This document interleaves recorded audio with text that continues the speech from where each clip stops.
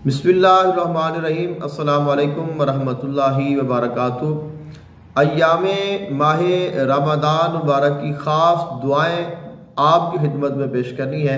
माह रमदान मुबारक के पहले अशरा की जो दुआ है वो है रब्बिग़फिर वरहम व अंता खैरुर राहिमीन।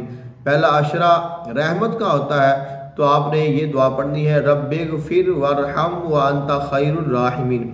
और दूसरा जो अशरा है वो मग़फ़िरत का होता है।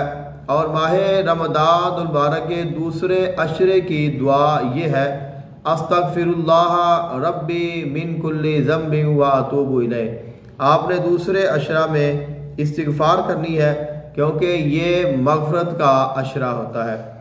और माह रमदान मुबारक का जो तीसरा अशरा है वो दोज़ख से निजात का अशरा होता है। तो उसमें अल्लाहुम्मा अजिरना मिनन्नार या अल्लाहुम्मा अजिरनी मिनन्नार, या फिर जो शब क़दर की दुआ है अल्लाहुम्मा इन्नका अफ़ूउन तुहिब्बुल अफ़्वा फ़अफ़ू अन्नी या गफ़ूरु या गफ़ूरु या गफ़ूर।